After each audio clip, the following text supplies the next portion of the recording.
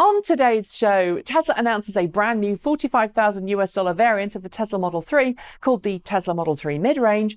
Dealer documents show that Nissan is likely to charge a $5,500 premium or equivalent for its longer-range 60 kilowatt-hour Nissan Leaf E+, and the Jaguar iPace goes all spooky for Halloween. These stories and more coming next. This is Ecotricity's ecoTEC roundup show from New Zealand's only carboNZero certified renewable electricity company. We're 100% Kiwi and 50% community owned. Switch today at ecotricity.co.nz. Hi there folks, happy Sunday. I hope you've had a great weekend thus far, and I'm here to make it even better with a roundup from the world of cleaner cars and cleaner energy. As always, thanks for joining me.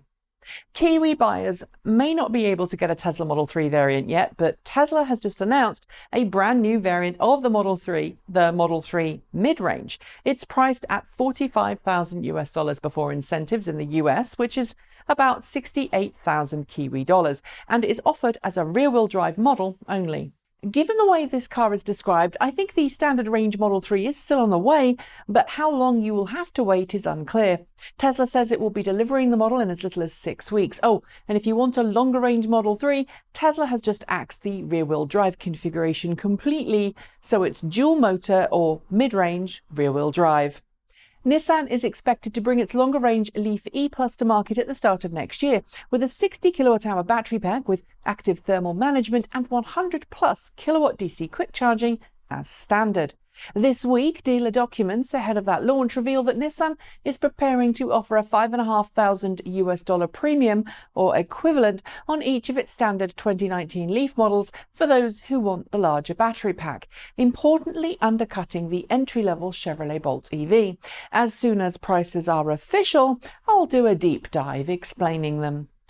A US federal district court judge has approved the settlement between Tesla CEO Elon Musk, Tesla, and the SEC over those now infamous considering taking Tesla private at 420 tweets. In addition to stepping down as chairman of the board and some other things I don't have time to cover here, Musk and Tesla are both paying $20 million in fines. Interestingly, though, in the SEC filing confirming the settlement, Tesla noted that Musk was buying $20 million of Tesla shares, which presumably will allow Tesla to pay its portion of fines without affecting its bottom line. Porsche has confirmed that the Mission E Cross-Turismo concept it showcased earlier this year, essentially a four-door wagon version of the Porsche Taycan, Mission E, will enter into production. It's not clear if the car will be called the Porsche Mission E Cross-Turismo or the Porsche Taycan Cross-Turismo, but Porsche says the production green light will add an additional 300 jobs at its headquarters on top of the 1,200 new jobs the Porsche Taycan production ramp-up has created. Official price, naming and specs will be published in the future. Claiming that it was causing some confusion among buyers, Tesla has taken the full self-driving option off its configuration pages for all of its cars. Previously, Tesla had allowed customers to pay extra at the time of configuring their cars to not only have enhanced Level 2 Autopilot active upon receiving their car, but also have full Level 5 self-driving capabilities activated at a future point, even if that required hardware upgrades when it was ready for market. While Tesla says it was causing confusion, it's worth noting that some legal cases have risen in recent months claiming that Tesla falsely misled customers on that particular option. Jaguar has officially begun US deliveries of its iPace electric car, with the first delivery going to a customer who said he liked electric cars but wasn't a fan of Tesla's design aesthetic.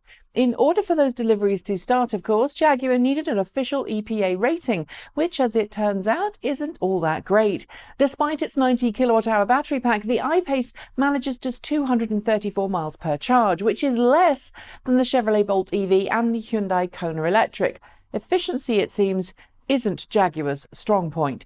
Sticking with Jaguar, however, it appears the big cat may soon become all-electric. At least, that's according to British magazine Autocar, which said this week that Jaguar Land Rover is considering turning Jaguar into an all-electric brand. The reason? Jaguar Land Rover could use its Jaguar brand to help improve the average fuel economy of the whole family, including the popular Land Rover and Range Rover brands, as well as give it a chance in the ever-increasingly popular luxury plug-in vehicle marketplace. Battery swapping may look like a good idea to ensure people aren't waiting around for a long time as their car refuels, But as we've seen time and time again, it really hasn't caught on yet. And as Wired reported this week, Chinese firm NIO, which recently had its IPO in the US, is working hard to convince investors that the future lies with battery swapping. The company already has battery swap stations active in China for its ES8 SUV, but despite that, it's barely met target price IPO, and reluctance from investors to support battery swapping shows that perhaps we'll still be plugging in to refuel for the foreseeable future. Canadians are stereotypically a polite bunch. They don't like to cause a fuss and are generally pretty low stress.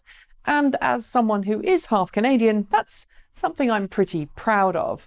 But in BC, some Canadian patience is being tested, with a majority of car dealerships having no plug-in vehicles on the lot. The reason? High demand that's not being met by automakers, and a wait list of more than 18 months for many plug-in models. Customers want to plug in, but there aren't the cars for them to do so. Here's hoping those issues get addressed very soon. Like many other safety agencies around the world, EuroNCAP has been focusing more lately on semi-autonomous driver assistance features.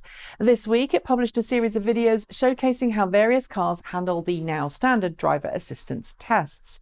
Interestingly, it noted that while active cruise control and accident avoidance systems were promising, if the driver remained engaged, that was, all, including Tesla's Autopilot and Nissan's ProPIlot, struggled to deal with cut-in and cut-out scenarios, where a vehicle cuts in front of the car and brakes or changes lane at the last minute to avoid a stationary car in front.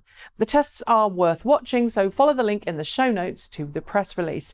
And finally, a couple of weeks ago on this channel, I made a video talking about electric car ads and how bad some of them have been, at least historically. Well, this week, Jaguar launched a new ad campaign that was seasonally spooky, involving a lot of thunder and lightning, nighttime frights, Ava Green, and a Jaguar. Called Electrical Storm, its tagline is, "It's just electricity, nothing to be afraid of." I quite like it, but let me know what you think about it in the comments below. And on that note, I'm going to say goodbye. Don't forget to like, comment, and subscribe. Tell your friends about the show. And if you've got some feedback, well, send it our way. In the meantime, I do hope that the rest of your weekend goes well, that you have a cracking week at work, and I'll see you this time next week. You can find out when we upload a new ecoTEC show by hitting the bell below. And while you're at it, don't forget to switch to New Zealand's only carboNZero certified renewable electricity company. Go on, do your bit and help keep its emissions as low as possible by getting your electrons free of those nasty greenhouse gases. And thanks for joining me. I'm Nikki Gordon-Bloomfield. Ka kite. See you next time.